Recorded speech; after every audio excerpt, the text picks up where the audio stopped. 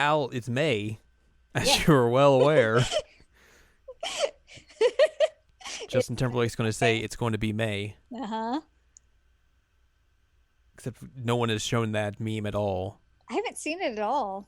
I mean, I think it's mostly because we're still in a global pandemic and no one wants to have fun. Hey, speaking of And global rightfully so. pandemics, Resident Evil. you want to talk about some global pandemics? Man, that new Resident Evil game came out recently. It did. And we were like, wow, we should totally play it. But we didn't. We didn't. We played Resident Evil 3. The real Resident Evil 3. The real one. This one's only. This is for the real ones only. Yeah. Hello, welcome to this week's episode of the Season Lamb Checkup OVA. It's episode 177. It's a podcast where we have conversations about video games, anime, manga. I'm Jared, joined as always by Doc Allen Ladium. Hello. You said something this time. That means that we're successfully going. Yeah. We're going to talk about Resident Evil. Excuse me. Let's go. This is a different version. Resident Evil. Code Veronica X. Code Veronica. X gonna give it to you. X gonna give it to you, indeed. Yeah, that game went on sale recently for us. Super And we were like, cheap. hey, let's pick this up because this is a game. This is a game I haven't played. You played it like once, I think you said. I played it once when it first came out on the PS2. Yeah, so not a whole lot of nostalgia or anything for this, or just like memories of this game because I haven't played it. You played it once, and we're just like, yeah, this is one of those we haven't touched or haven't touched at all in a while. So let's dive into that. And boy, howdy. This is a weird game, and I think it's also it shows kind of like how weird the series goes post this game. Yeah. Absolutely. This is the start of something new. Yeah. So let's talk about the development of Resident Evil Code Veronica, because Let's it do it. is weird. Yeah, it is. So this game came out in 2000. It was a Dreamcast exclusive for about a year. Came out in February of 2000 in Japan and North America, and then May in 2000 in Europe. On the Dreamcast, then basically a little later, the Dreamcast kind of just dies. So Capcom's like, well, crap. We need to put this out elsewhere. Let's put it out on a bunch of other platforms. So we get Code Veronica X a year later. Mm-hmm. March 2001 in Japan, August 2001 in North America, and September 2001 in Europe. It would later come to the GameCube in 2003, and then come to PS3 and Xbox 360 in 2011, and then also has been ported to the current consoles as well. So there's a lot of different ways to do this. But yeah, this was basically a big thing because it was originally a Dreamcast exclusive. It has different characters than you would see in Resident Evil 3. Continues some of the stories from the previous Resident Evil games. Mm-hmm. And, depending on who you ask, was the original Resident Evil 3. Yep. So let's talk development here, as I've got you all caught up. Let's take you back to 1998. Post-Resident Evil 2. Capcom's riding pretty high right now. Yeah. RE2 sold pretty well. Now where do you take the RE series next? So originally, Capcom was like, let's bring Resident Evil to different platforms besides the PlayStation. That's kind of the genesis of this. Also, this was also kind of the idea coming from Capcom trying to port Resident Evil 2 to the Sega Saturn and failing, and then be like, well, what if we try this new system? They got the Dreamcast. Fancy. So since they couldn't port RE2 to the Saturn, Shinji Mikami, noted, obviously, one of the leads behind the Resident Evil series, was asked by Capcom leadership to basically make something else for Sega. And that's where development on this game basically began. Mikami would eventually ask for more time to develop the game. He was like, hey, we need to make it be more technically better and everything. let's put it on the Dreamcast. That sounds like a good idea. At the same time, there was a side story game being developed for the PlayStation starring Jill, which would eventually become Resident Evil 3. Follows up after RE2 and everything, takes place in the same setting and everything, all this sort of stuff. City. Yes. That title was originally intended to be a spinoff. The Dreamcast game was going to be the next big game in the series, RE3. Yep. This is basically kind of different depending on who you ask. Some people will say that's the truth. Some people will say that's not how it was intended to be. IGN apparently ran a story in, let's see here, in 2009 where they were talking about the history of Resident Evil. And they claimed that Sony basically came in probably around last minute and put some money on the table and got the limited exclusivity rights to the Resident Evil 3 title, which basically made Capcom change the title of the side story on PlayStation to become Resident Evil 3, and then the Dreamcast game would become Code Veronica. Shinji Mikami and the president of Flagship, Yoshiki Okamoto, have disputed that in a sense by saying that they wanted to keep the numbered chronology on PlayStation and give subtitles to other Resident Evil games on other consoles. Who you believe, is up to you, but I wouldn't put it past Sony at that time to be like, hey, these games have made us quite a bit of money. You're going to give us RE3, not some just side story game, and give Sega the next RE game. I mean, I wouldn't put it past Sony now to do that. So, like... Yeah, exactly. Especially considering how much of an arms race Sony and Sega were kind of in at the time, right, with the Dreamcast coming out before the PS2 and basically being a much more powerful console than the PlayStation was at the time. I would not put it past Sony to be like, hey, give us RE3. Yeah, Yeah. Let's talk about the design of this game, Code Veronica. Mm-hmm. Code Veronica's story setting and artistic design strayed away from the series standard. While previous games are set in the United States and have a corresponding American feel to them, Code Veronica is set in the Southern Ocean and Antarctica and carries a European Gothic horror-inspired design. This is made clear in the environments which feature Gothic architecture and art, in addition to Central European carvings and German-style weaponry. In addition, the Gothic feel is emphasized through the story. The horror in Code Veronica is driven by this story, which follows a crazed man and the fate of his noble bloodline. The story is told partly through a lullaby, and this method of storytelling is intended to bring out European operatic undertones. This contrasts to previous games in the series, which were driven by the panic elements from American horror films such as Monsters and Zombies. With regards to managing the art staff, Mikami splits them up depending on their interests. Those interested in guns worked solely on gun designs, while those interested in environments were sent to photograph houses and castles for research. Hello, they're like, hey, European Gothic design, but also in Antarctica. Yeah. Like, all right, sure. Also realizing that, like, Claire is severely underdressed for being in Antarctica. It's true. I think everyone basically is. Everybody is, but Claire specifically, because she has, like, her midriff showing. Mm-hmm. During in-game cutscenes, the polygon count is increased to nearly 2,500 polygons, especially on character faces. Capcom added detail to the zombie enemies unprecedented in the series, such as making their jaws move and eyes twitch. Claire was given a tougher appearance in Code Veronica than in Resident Evil 2, the reason being her experiences in RE2 built her toughness and confidence to handle any situation. This characterization is emphasized by her ability to dual-wield submachine guns and also by the opening cinematic, which features her in a John Woo-inspired action scene. Of course, coming out in the year 2000, that's very much of the time. Yeah. Mikami, at the time, in 2001, described Code Veronica as 50 to 60% of his perfect vision of Resident Evil, and he cited that future Resident Evil projects may make up the other half. Except, he's going to make 2 more games and then dip. Yep. Whoops. By the time Resident Evil 3 was released, because it came out in 99 compared to this, which came out in 2000, development on Code Veronica was nearing completion. Much of Code Veronica's 70-person development staff was outsourced because Capcom resources had been tied up working on Resident Evil 3, which I believe that is a bigger team than what was working on RE3. If I can find that real quick. Yeah, so RE3's development team initially began with 20 people, then grew to 40 to 50. Wow. So you've got a solid number of people on this. Mm-hmm.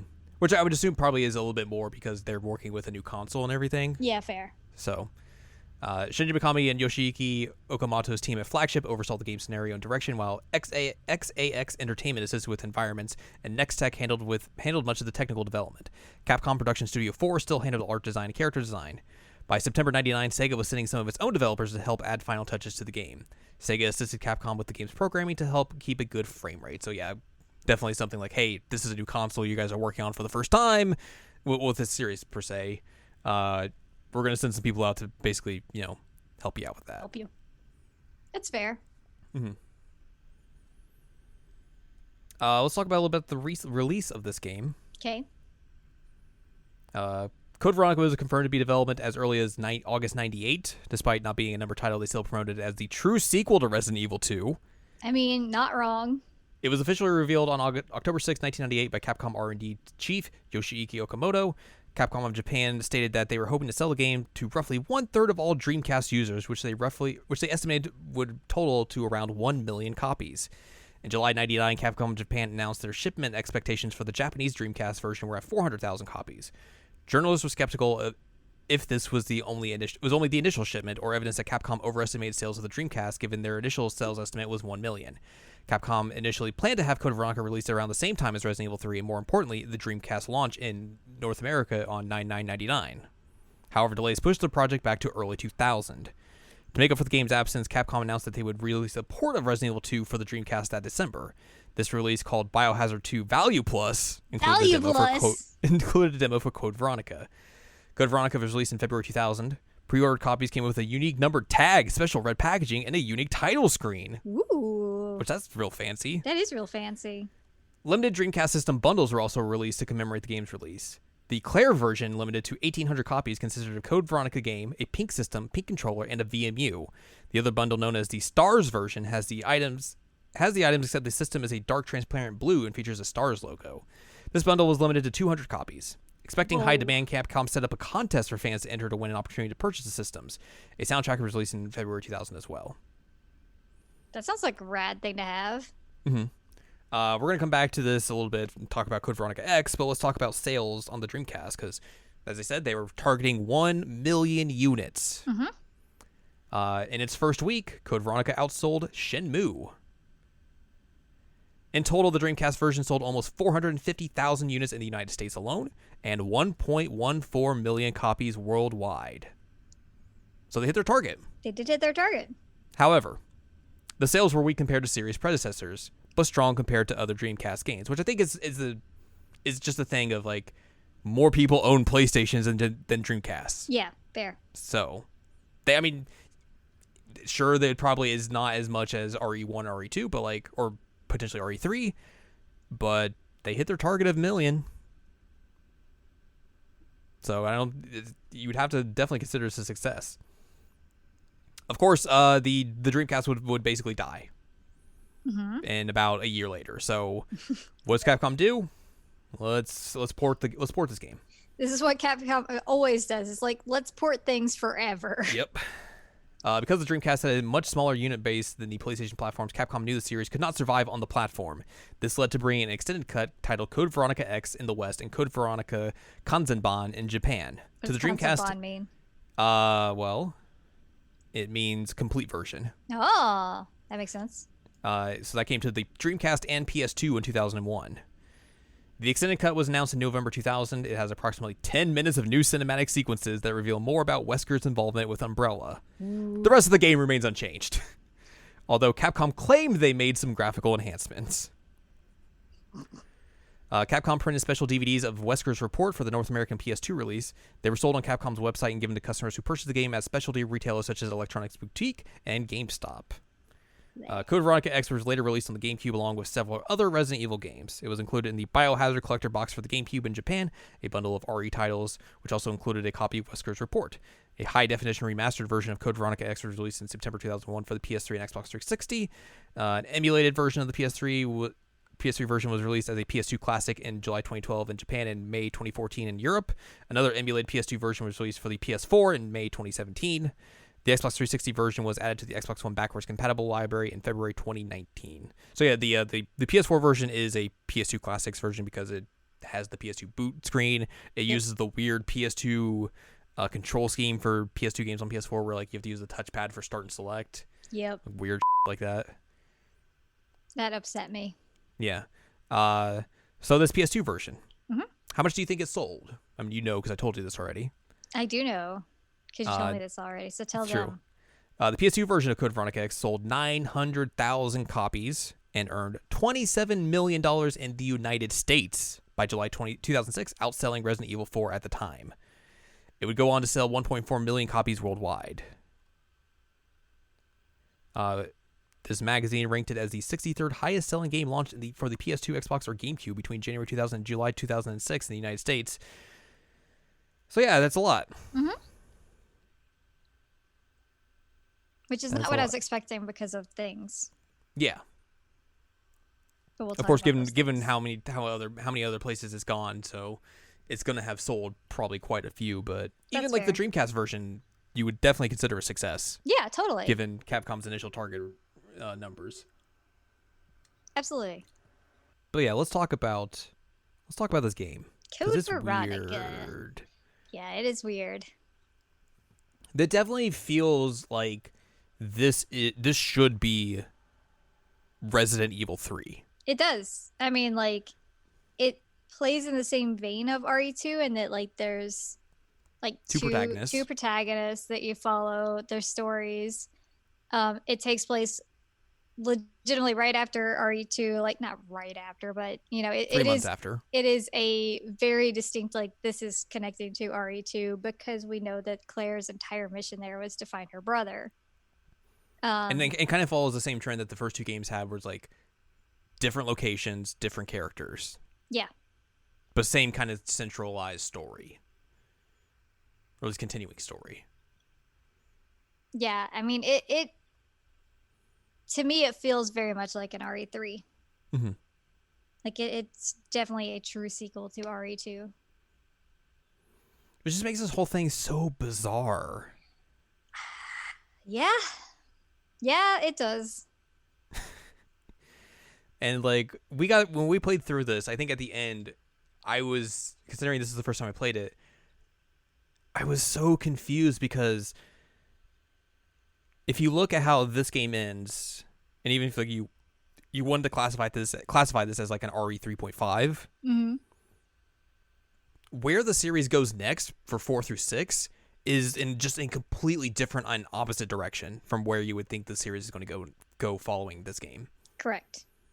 And like it's so bizarre. Yeah, and I actually did not remember how this ended because mm-hmm. I have not played it in, God, how long? Like almost 20 years. Right. So I did not remember how it ended. So playing through it, I was like, oh, okay. And then, like you were saying, playing this and then knowing what comes next after this, I'm like, huh, okay, interesting. Like, I wonder how much of this is the fact that, like, after RE2, they had 3 games on their plate currently at the time. Yeah. They had this, they had what would become RE3, and then also they were in early development of RE4 mm-hmm. with Kami at the helm.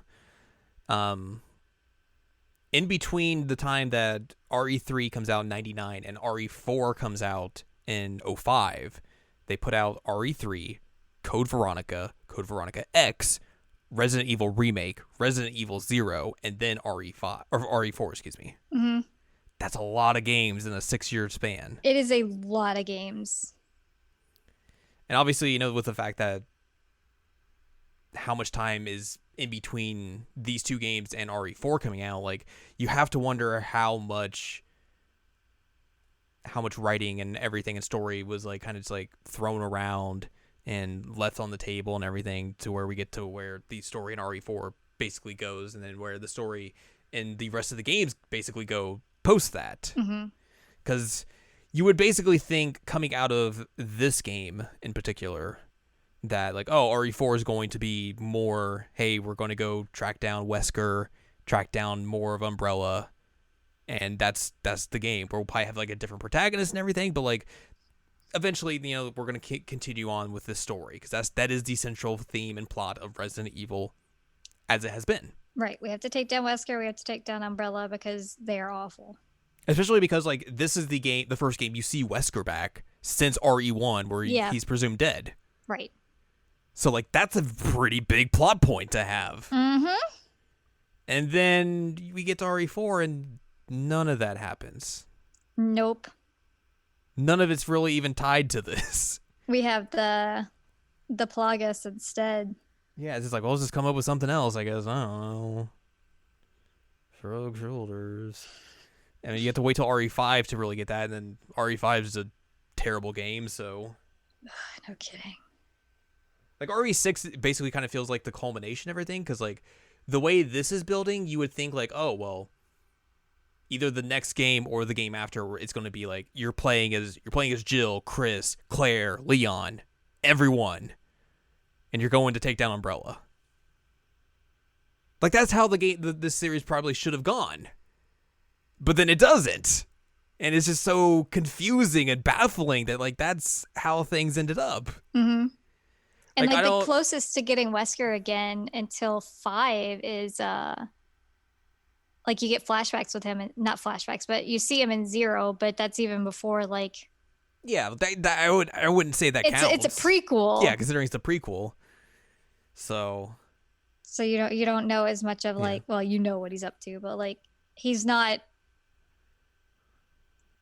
to everyone, he's not the big bad there. They don't know. Right. So let me ask you this: since you were playing these games at the time, when you got to RE4, was it like, oh, this is great, this is the next iteration of the series, or like was the story confusing because like it was not what you were expecting coming into it? I'll be honest with you, by the time that I got to RE4, like you probably forgot everything. I forgot like the big details of it, and I was like, oh, look, it's Leon, that's cool. And then like, he does his like action hero poses and quips and everything, and I'm like, well, damn, I'm in love. And then I head chopped off and cried. Literally. Yeah, I wonder if like just that time period kind of helps alleviate some of that. Yeah. Because it's been so long since these two games. But like, I feel like there had to be some Resident Evil fans like real that RE4, the story of RE4 was the story of RE4. Oh, I bet. And I mean, a lot of people were in terms of like the gameplay of 4 too and how it was different. It's just really bizarre. It's wild, right? Considering how much like that is so fondly remembered now. Oh my god, like people were so mad that it didn't have the tank controls. Which and like yikes. This game sure has some tank controls in it. Oh my god, it took me like a solid 10 minutes to even figure out exactly how to move. I'm like, oh god, why did anybody ever think this was good? Yeah, so like the version we played is technically a remaster. As remasters, you get like the graphics and when you're playing the game are a little bit better, but boy, those cutscenes, those pre-rendered cutscenes are not great. Yikes! They're real rough, real fuzzy. And like I think that's one of the things that like is super just like confusing of why they're wanting to remake 4 next instead of this. Yeah, because this is the game that really needs a remake. Yeah, more so than 4. Like, granted, I would tell you they should remake 4 because the gameplay in 4 isn't great.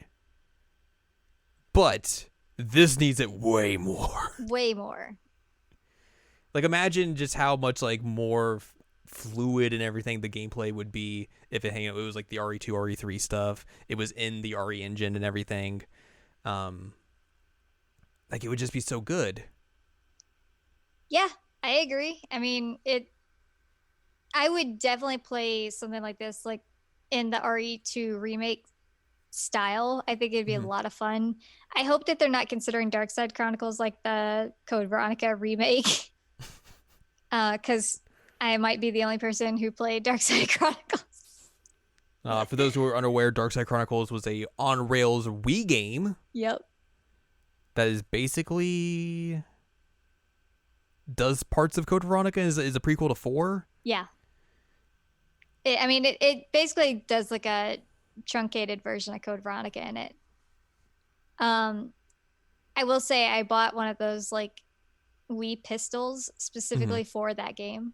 Wow. Yeah, yeah. It tells you how I am as a person. I wonder how much of like the weird bug stuff they would do in this though in a remake, because like I feel like they kind of like get away from that in the 2 and 3 remake. I haven't seen much of the 3 remake, so I don't know how much of that's in there still. I know there were spoders in the original 3, Thanks, spooters. but like this game has a lot of that, a lot of that. Yeah, I mean like bugs play a central role in the plot, Mm-hmm. but not necessarily spiders though. Also, F those spiders. So yeah, like I wonder like if they would just keep that in or just change it out or just make it something else or whatnot. But I assume that's probably the one thing that would stay would be the giant spider. yeah. Um, God, I But hope even that. then, like that thing's just barely there for like because you run into it like twice and it's like, oh, I'm just gonna run around you. All right, bye. Yeah, I mean, you don't have to fight it. You can fight it if you want to, but you don't have to. Yeah. And I don't know why you would. Um, God, if they did remake it though, I hope the moths would be gone. Oh god, the moth section sucks. It sucks. That's such a bad section. It sucks so bad.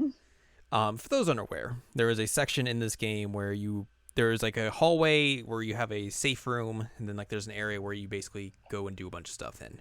In that hallway, there's like these moths that if they attack you, they will poison you, and they'll like implant something on you. They have to wait to explode, and then it poisons you. But then like you run back into the hallway, and there's a blue herb to cure yourself. However, you can just get caught in like a really bad death loop where you're just like, well, I got poisoned. Let me go heal. Oh, got poisoned. Let me go heal. Oh, got poisoned. Let me go heal. And just so on and so forth. It sucks. It's not great. It sucks real bad. Which again, like I think if this game had better gameplay and like as it was like remade for modern games and everything, like that section probably wouldn't be as bad because you'd be like, blah, blah, blah, blah, done. Right. I mean, there's a lot here that needs to Be updated. yeah. One being Steve Burnside's voice acting. God, there's some choice voice acting in this video game. Oh man. So I guess one thing that should be mentioned is that you technically have like three protagonists ish.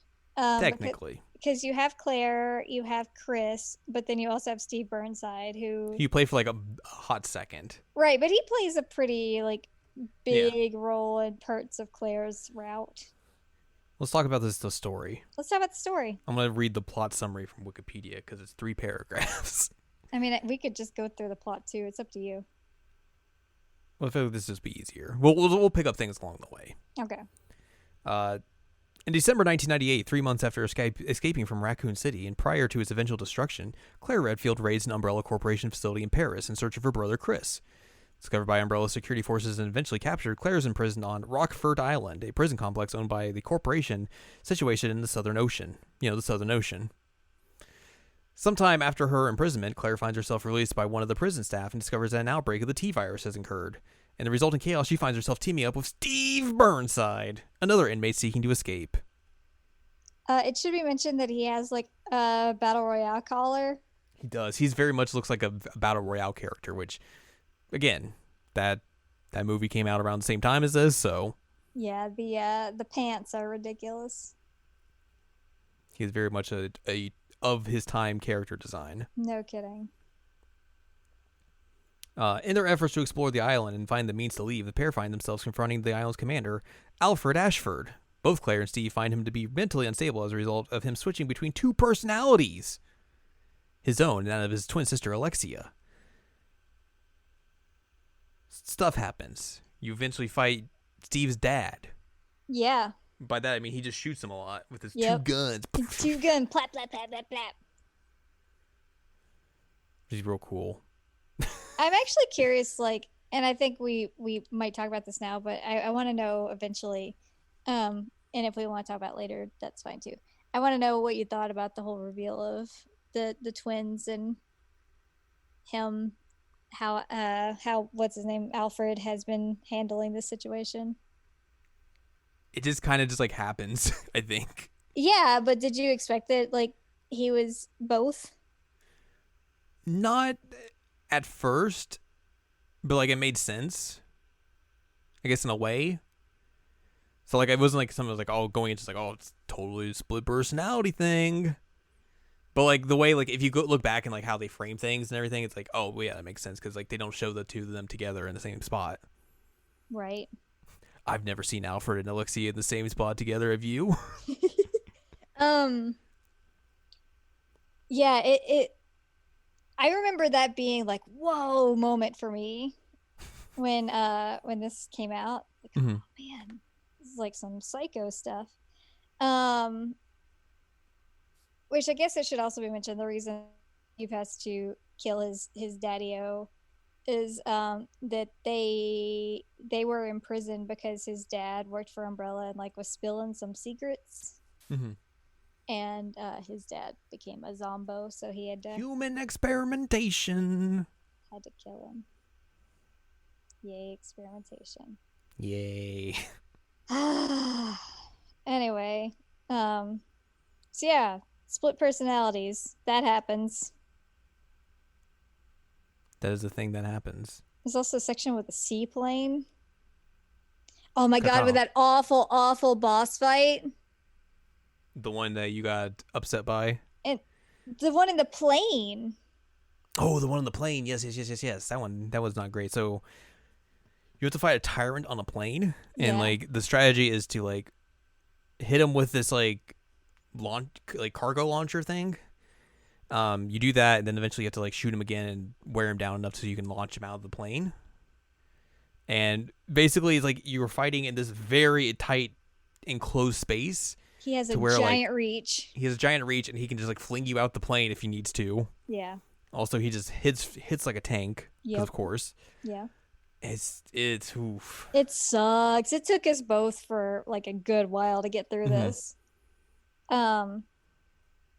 But yeah, eventually you just like throw him out the plane, and then Alfred's like, "Oh, by the way, I changed your autopilot. You're going to Antarctica."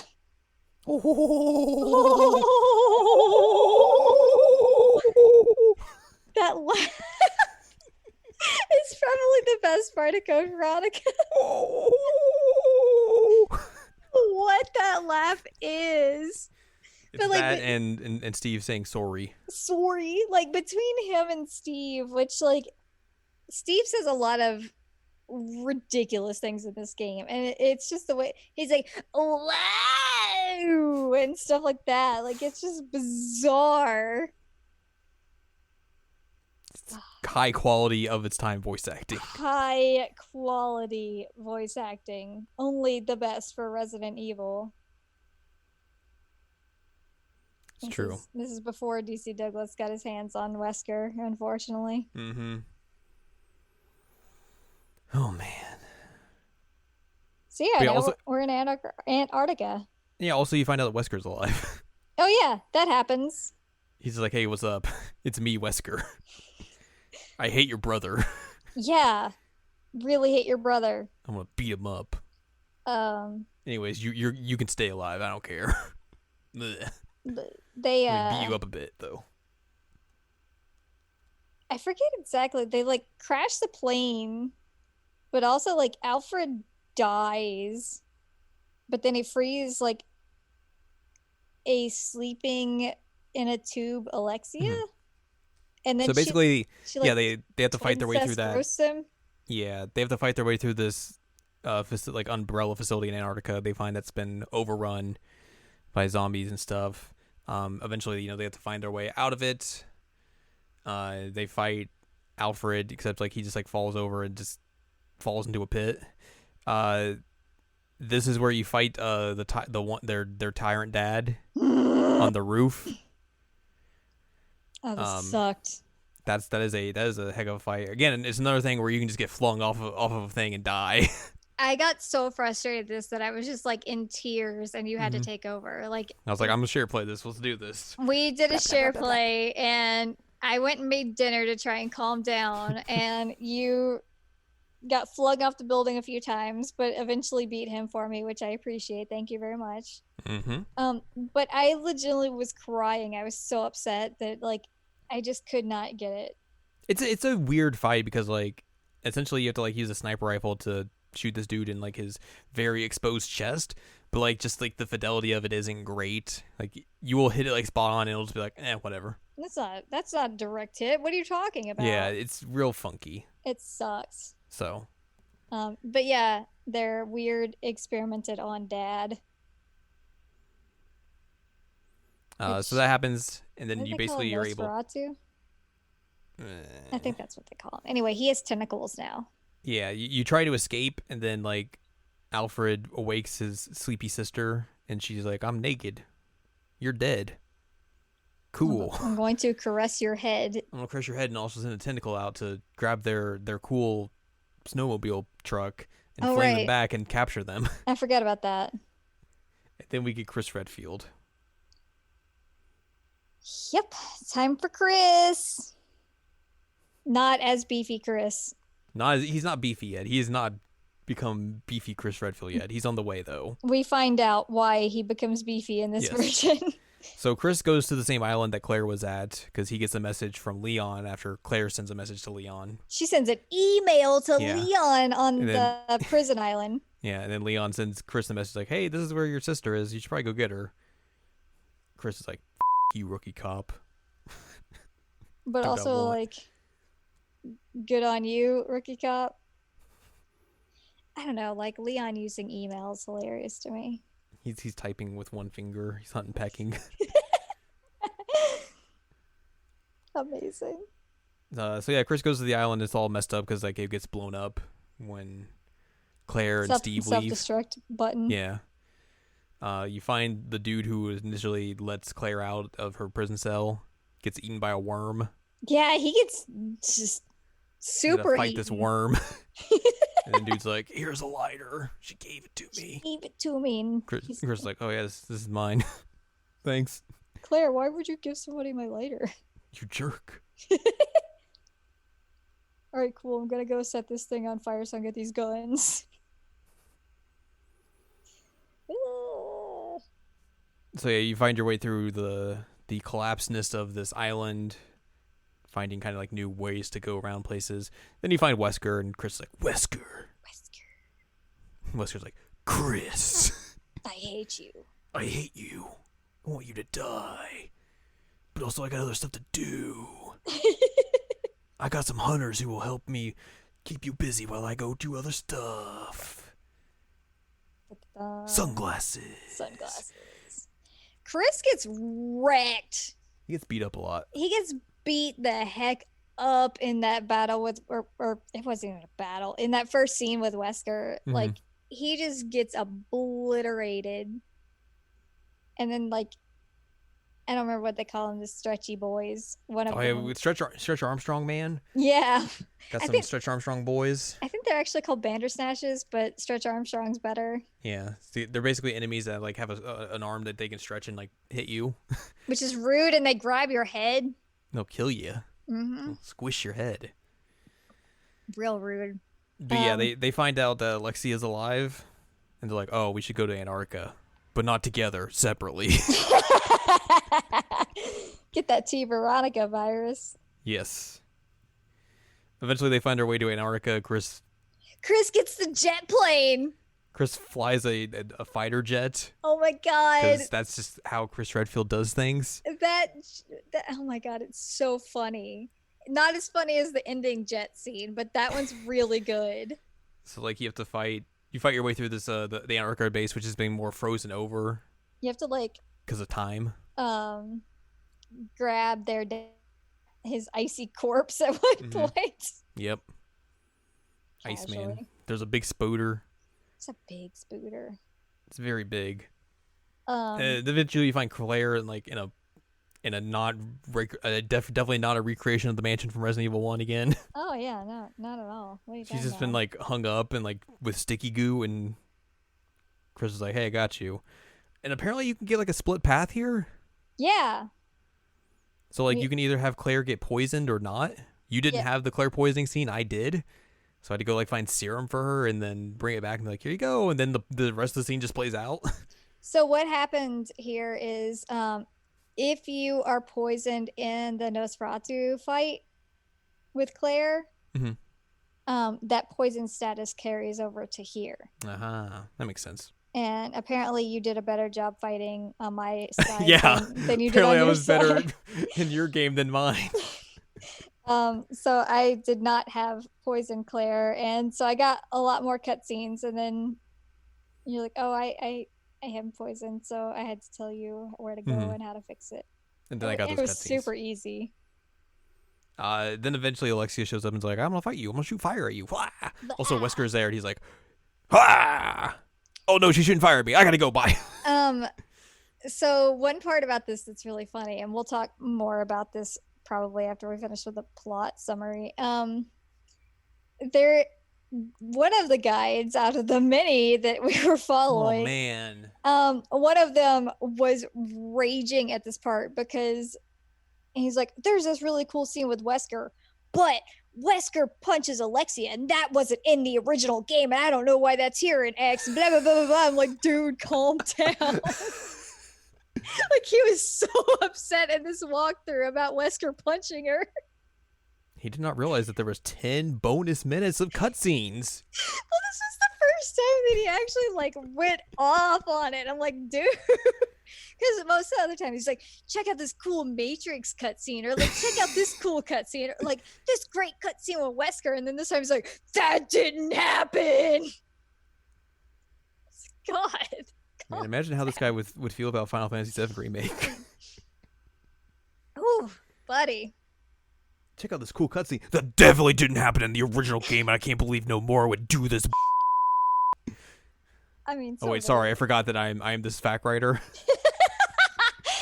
I mean, Nomura does pull some super, but I mean, ultimately, what Nomura does is like way worse and more egregious than like adding in a scene where Wesker punches a lady.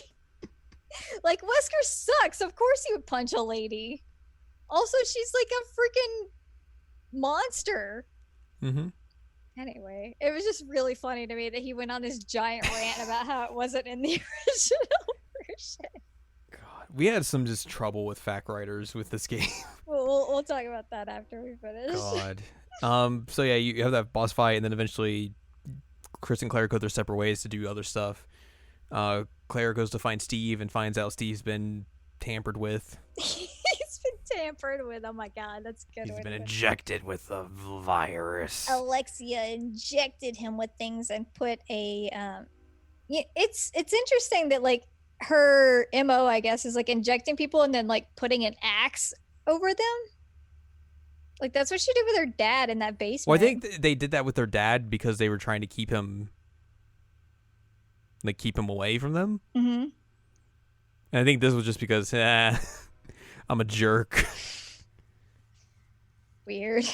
She's like, why does she have so many giant axes laying around? She's just in the market for giant axes. I guess so, man. But yeah, he turns into a beast. He turns into a beast and tries to kill Claire, but then doesn't, and he regains control of himself. Yeah, he's about to murder her, and then he's like, "Oh no, I can't."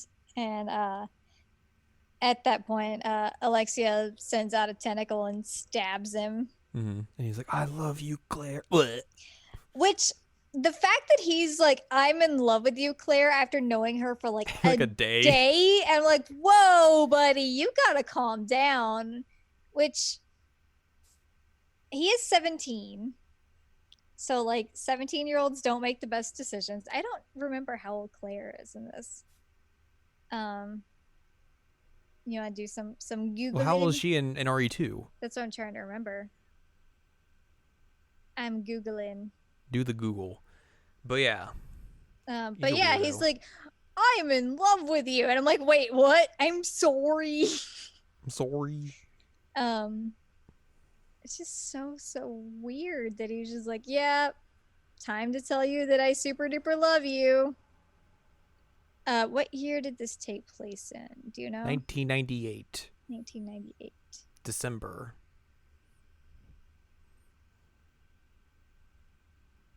Or maybe 99 because she gets captured, and I don't know how long she's been in this, where she's been captured. So she's either 19 or 20. Okay. So, he's all about them older ladies. Apparently. While that's happening, Chris is doing his own thing. She cry. She really badly cries. Yeah.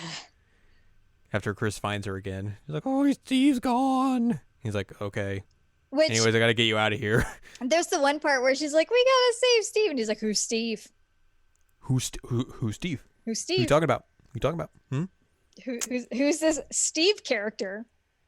Do I need to have a stern talking to with Steve? He just like gets like all like upright and puffs his chest out like, who's Steve? Who you talking about? I'll discuss with that boy. She's like, oh, he saved me. He's like, all right, we'll save him for now. We'll see who saves him. And so then like when Steve is dead and Claire's crying, he's like, what'd Steve do to you? Like, he just died. He just died. Also, I like how Chris tries to open up a door and like just fails miserably. He's like, oh man, if I was only beefier. Yeah. Like this entire game is essentially Chris's realization that he needs to bulk up. Mm-hmm. Eventually you have to basically turn the self-destruction sequence on in the base to open all the gates. Let's just self-destruct everything. Yeah. And then you have to fight Alexia. Yep. That fight's not great. Yeah, so... A lot of the boss fights in this game, not great. Not great. There's the whole thing about, like, ants. Mm-hmm. And essentially she becomes, like, the giant bug T Veronica. Yeah, she does the transformation that every Resident Evil villain does. Yes. Time to inject myself with the T Veronica. And yeah, I beat it, but like it sucked. The good thing is that like the other part though of that fight is the worst part. Which part? Where you get the unlimited ammo gun and like just trying to aim that thing while she's moving around. Oh yeah. Terrible. Super terrible. At least it's a one-hit KO. Yeah, like, but even once still, you like, finally just trying to hit her is awful. Oh, it sucks. It took a long time, and then reloading it's also not very fast. Which I guess before we get to the final part of that plot, we should mention that like the whole thing with Veronica is that like that was the original leader of the Ashford family. Yeah. And she was like a super duper genius, and so the twins' dad was trying to essentially clone her, and that's how he created Alexia and Alfred, which it said that Alfred was like above average, but nothing too impressive. Nothing too impressive, and she was like super genius. Yeah. So yeah, they were test tube babies basically. Yeah. They were clones. And so that's the whole thing of like why Veronica is a important thing here is that Veronica was the leader of the family, and they're trying to bring their family back into prominence. And they're working with Umbrella, but I forget in what capacity they're working with Umbrella. It doesn't really matter, honestly, because it's just they're working with Umbrella. That's all you need to know. Yeah. So Wesker shows up at the end. And Wesker's like, yeah, so I need that T Veronica. I think I'm just going to take Steve's body. I'm going to examine it. Just take a look, see what happened with him. Take a look under the hood. Chris is like, nuh-uh, I'm going to fight you, Wesker. Wesker's like, I mean, you can try. Dude, why? You're going to get your whipped, but all right. And he did. And like Chris tries all these things. Like he tries to hit him with like a metal rod and it gets bent. And like Wesker just blocks it and just like wraps around his arm. he drops like a bunch of eye beams on him. Yeah. And he's like, "Oh, I did it!" And then Wesker just gets up and he's like, "Ha whoa." little dizzy there, but I'm good. I'm good. Like, just like, oh god. May have broke my glasses though. That's not really cool, man. And then just like throws Chris around a lot. And then fire starts breaking out and burns Wesker's face, and that's when he's like, "All right, I'm gonna go. Yep. I've had enough. We'll do it. We'll meet again, my dude. I'll see you around the horn." And so then there's the part where like Chris and Claire get separated again, and he tells Claire like, "Go to the airplane. I'll meet you there. It's fine." And so essentially like traveled through a different part of the facility to get to the airplane. And this was like one of my favorite parts of the game because it was super funny. For one, Chris practices terrible fire safety here. Do not take elevators when there is a fire. But he does that, and once the door opens, it like blows him out because of a fire like explosion. He just like lands on his belly across like the nose of the airplane's like, "Hey, I always keep my promises." And I'm just like, Chris, I made it. Chris Redfield, what are you doing? Like, what a nerd. You just like got blown over here, and you're just like up on a fighter jet. You're like, "Hey, what up, sister?" So, you want to talk about this whole Steve thing now? Who is Steve? Is Steve somebody we got to worry about? Because Wesker said he had Steve. Also, I think it's important to know that like everything post the Alexia fight, it's cutscenes. Yes. The Wesker fight, all cutscenes. They do not cutscenes. give you the opportunity to fight Wesker in this game at all. Which I am glad that this was not the era of QuickTime events, because good lord, I would have failed all those. But yeah, it's all cutscenes. Escaping from the facility, all cutscenes. But again, like it's a thing that like you would think like, oh well, the next game they're going to let us fight Wesker because they are literally setting it up for Wesker is the bad guy. Yeah, like even when they're flying off in the jet plane, fighter jet, they're like, "All right, time to go take down Umbrella." Yeah. And then it ends. And we don't take down Umbrella. No, not until the 6th game. I mean, we do get that scene where the dude falls down and his blood makes the Umbrella logo. Umbrella logo. That's pretty good. That's a pretty good wait for, but even then, like, how do you not follow up on that? How do you not follow up on the fact that Wesker has Steve's body? Yeah. Like, remember Steve? Remember how he shows up in Resident Evil? Remember how he shows up in Resident Evil 5? Remember how he shows up in Resident Evil 6? Remember how he shows up in Resident Evil 7? Like, what happened to T. Veronica? What happened? Like, was he just taunting them? But, like, Wesker's not the kind of person who would just let a resource like that go. Right. Like, yes, he would taunt, but he also would not let that go. Also, it's amazing that he just like shows up and is like, "Oh, by the way, I have superpowers now," and they don't really explain. They don't. It's like he just has that stuff now. That's just normal.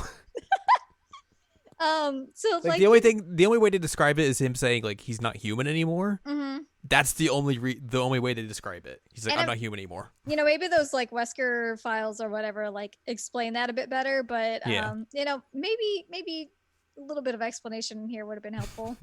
Maybe. But yeah, man, they did Steve Burnside dirty. Mm-hmm. They killed him and then said his body was going to be taken for T. Veronica, and then he's just gone forever. Rip in peace. He you know, he had to tell Claire that he was in love with her, and you know, maybe it's because he would be disappointed if he came back, because he's like, "Claire, they made you into an idiot." Claire, you're real dumb now. What happened? Claire, you were actually like a smart person back then, and like now you're an idiot. Oof, Claire. And Steve's just like, I regret being 17 and saying these things. I'm also a mutant. You know, your casual first teenage love turns into a mutant. This game does Steve dirty. It does Claire dirty eventually. Not this game, but like Not the this game, series does but Claire dirty series. eventually. But yeah, like there is an alternate world where the story of Resident Evil follows up with this Yeah. more so than what it does. I was gonna say they did Chris dirty, but they did Chris dirty by having 5 happen, but then they redeemed it with 6 and Vendetta. Honestly, like Chris got redemption. Is okay? Here's a question, because Claire's in one of those movies, right? She's in the airplane movie, the first one. We need The to one watch we that haven't still. seen yet. Is she dumb in that movie? I don't remember. I haven't watched it in forever. Okay. We should really watch that again. Yeah. I have it. I have it on DVD and I have it digitally. Oh my god, I can't believe I have it on DVD. I bought that when it came out. You did. Wow. And I've somehow kept it all these years. Oh man, yeah, this game is bizarre. I was not expecting to be so baffled coming out of this game. I figured it would be like, oh, it's Resident Evil. It is what it is. Those hijinks that Those Resident Evil hijinks, gets those up weird to. stuff. But then coming out of it, it's like, how did the series become this after this game? What happened?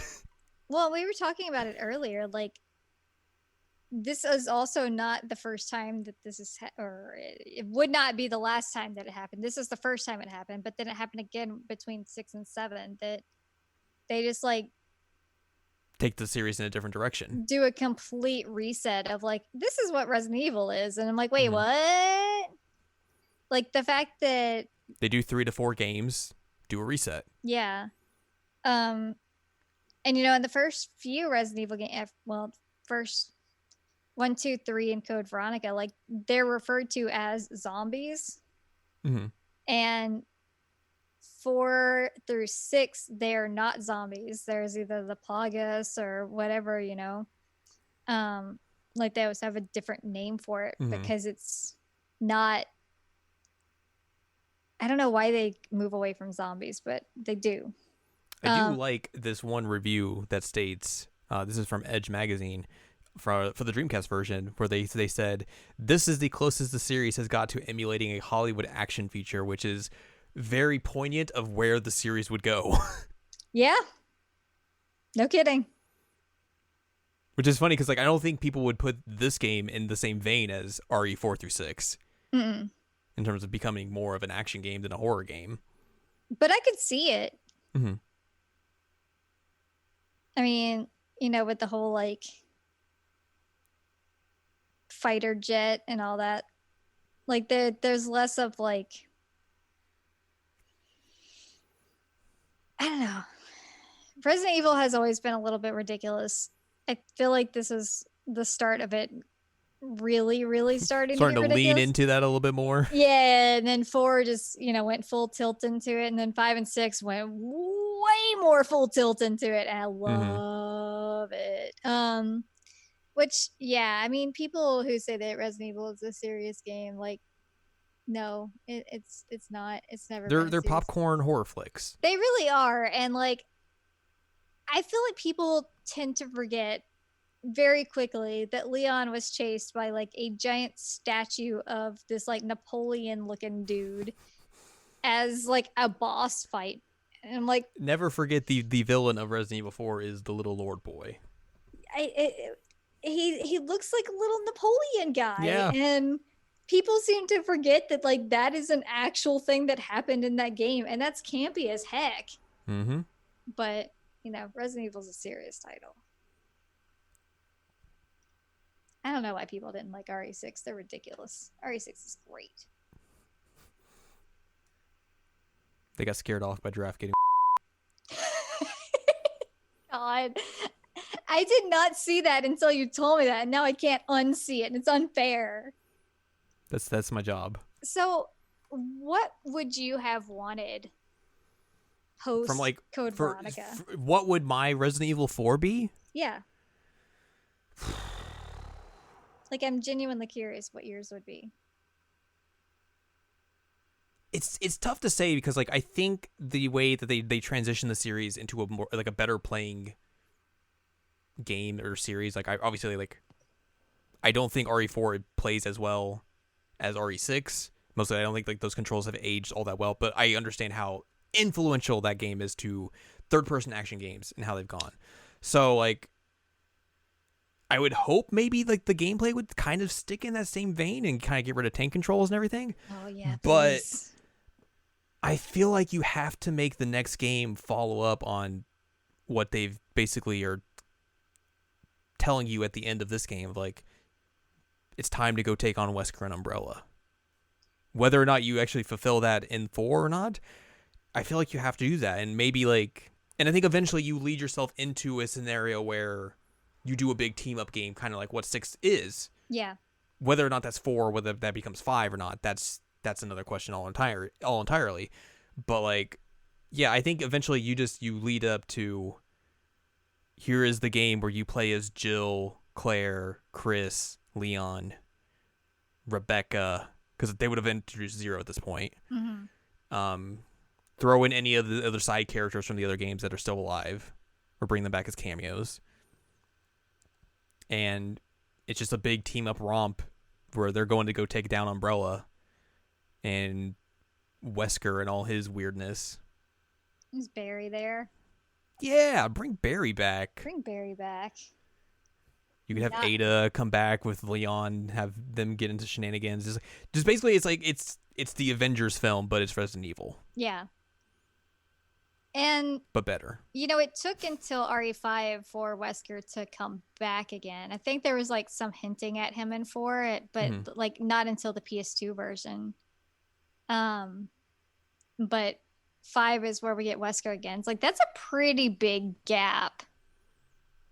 But it's also kind of what they did before, because he was in RE1 and then they skipped him in 2, well, and 3. And then he's back in Code Veronica. Then they skip him in 4 and he's back in 5. And essentially it follows the same kind of idea that like they cycle in protagonists in and out. Yeah. Because like the thing with like them putting Jill into 3 was because, hey, we haven't used her in a bit. Let's put her in this. Mm-hmm. Considering they were going to... The original plan for 3 was that it was going to be starring Hunk. Hunk. And then they're like, oh, let's put Jill in because we haven't seen her in a bit. And we can't use Chris or Claire because they're in Code Veronica. Mm-hmm. Leon just had his game. So she's the only one left. And I think kind of like the reason like Leon is the lead in 4 is that like, hey, we haven't seen Leon in a bit. We just used Jill, Chris, and Claire. Let's throw Leon into 4. Yeah, I agree. I don't remember what happens to Carlos in 3, but like, where's Carlos? I watched the end of RE3 today and I couldn't tell you. Really? He might die. I don't know. I genuinely don't know. I think he's alive. I don't think he died. I don't think he's Steve Burnside. Did Steve Burnsided? How would you make that into a verb? He didn't get Steved. He didn't get Steve. There we go. Didn't fridge Carlos. I think Carlos is alive. I'm pretty sure Carlos is alive. So he's just gone. Yeah, I mean, never to show up again. Probably not. What about the dude in 0? Is that dude alive? Billy? I think Billy's dead. I'm 90% sure Billy's dead. No, Billy seems to be alive. Billy's alive? Uh-huh. What's Billy been up to? Good. He appears in the Umbrella Chronicles. I played that one too, but I don't remember Billy. Apparently he shows up in there. But isn't Umbrella Chronicles like a retelling of 0 at points? Let's see here. This game is composed of 5 scenarios that replicate the events of Resident Evil 0, the Resident Evil Remake, Resident Evil 3 Nemesis, as well as new material pertaining to the Umbrella Corporation's downfall. So basically, yeah. Okay, yeah, he escaped and was never to be seen again. Yeah. And then, but then again, that doesn't mean you can't bring him back. No, you could definitely bring him back. God, Resident Evil is a series about introducing side characters and then just completely forgetting them. Yep. Unless you want to bring them back for a bad game. Yeah, Barry got the shaft on that one. Um, yeah, imagine like if that like pointy dude ever came back from Revelations. Or Like, Claire's friend. Claire's friend? Nori in Revelations 2. Oh, that's Barry's daughter. Yeah, Claire's friend. Oh my god. Yeah, go ahead. Where's Jake? Okay, that's the real question. Where is Jake? Because Jake was a genuinely good character. I want to play a game again with Sherry and Jake because they had a great dynamic and he was fun. Justice for Jake. I want us to, at least before we don't talk about Code Veronica anymore, lean a little bit more into this whole like FAQ thing we had going.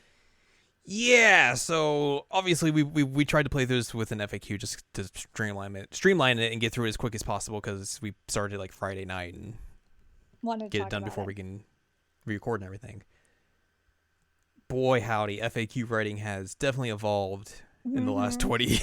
Yeah, it has. Woof. Oh my god. It took me. How many FAQs did you go through? Like 3, 4? I had 4 up. It's ridiculous. I had 4 that I had to cycle through to get us through that game. Because there was a lot of times where like it would be like, okay, you're gonna go to this, go back to the safe room. Now you're gonna go here, and it's like skipping 4 different spots of like how you get back to where you were. Yeah. Or just being like, oh, you know the name of this room, right? Go back to there. It's like, and no, like I don't. the rooms aren't named. Like, how would I know what that room is? It's. And so like there was one part where it's like, go through the double doors. And I'm like, what double doors? There are so many double doors in this game. It's so frustrating. And then there was the one part where like we were trying to solve the paperweight puzzle. And you're like, so what's the solution? I'm like, wish I could tell you. It says to do this. So then I had to look up another dang walkthrough at that point to see if somebody would tell me the answer. And I mean, it legitimately took me cycling through 4 different walkthroughs to get us through this game. 4. It's usually a great sign. Including the one with the guy yelling about Wesker punching Alexia. That one was hilarious. And it was the worst one in terms of being like, oh yeah, go back to this room now. And I'm like, what? Where? Sorry, which room are you talking about? Why? How? Tell me how to get back there. And like the map system in Code Veronica is not great. So, you know, trying to remember your way back to this one random room that you don't know the name of, that you haven't been in for like solid hour because you've been going through all these other weird rooms. It's like, okay, fine, I suppose. Oh, I was so frustrated. You were so frustrated. I remember you like really got frustrated with it during the paperweight section. Well, it was weird because like I was basically relying on you to know where to go. Yeah. So it was a lot of times just me just like sitting around like, all right, where are we going next? What's happening? Yeah, you kept getting ahead of me. What are we doing? And I'm like, suffering is what we're doing. Mm-hmm.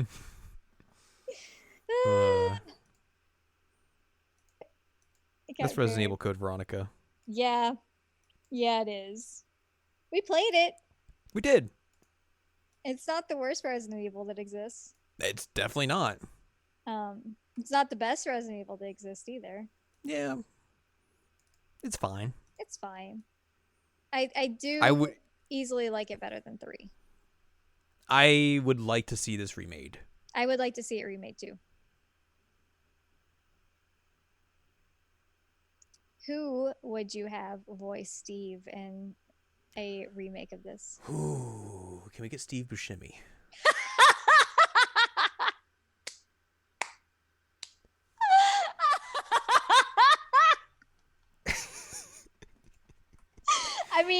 has done video game related Final voice Fantasy acting. Spirits Within alumni. Yeah. That's a good question. I feel like you kind of have to be like just energetic, but like annoying at the same time. Okay, well, I was gonna suggest somebody, but I don't want people to interpret it as me saying he's annoying. Or if you could portray a character as annoying, and if you have the good voice for it. Yeah. So I was gonna that's say not that's Pappenbrook. that could be interesting. I think Pappenbrook could do a good Steve here. Yeah. I'm trying to like. I feel like he may not be able to get like the high enough voice that I'm thinking or that I'm picturing, like I'm hearing for a modern Steve. But like, I think that's a good start. Who voiced him in Darkside Chronicles? Good question. Where is Steve? Steve! Good question. We don't ever know. They don't tell us where his body is. Huh. Huh? Huh. So in Darkside Chronicles, he's voiced by Sam Riegel. Really? Which that might not be a bad get. Like, just get him to do the Teddy voice.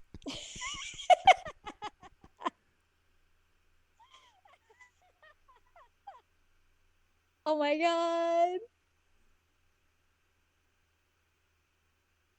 Yeah, I mean, I didn't realize that's who did it.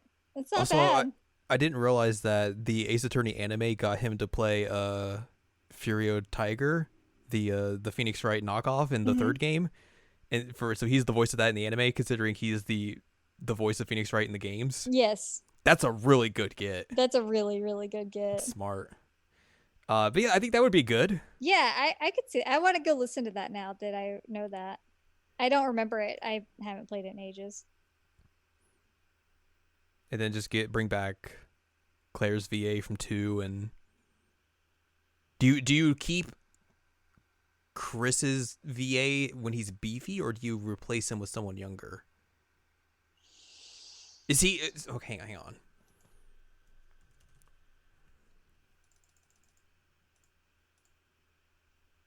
I gotta see something. Because is he voiced by the same person in remake as in like 5 and 6 and everything else? Ooh, that's a good question. Like if he's been no, really, it's a different person, and it's a different person in 7. So well, maybe yeah, because 7 has a very different take on Chris. Who was it in like 6 and Vendetta and all that? Roger Craig Smith. He did it in 5, Darkside Chronicles, Revelations, MVC, and RE6, and then also at the movies.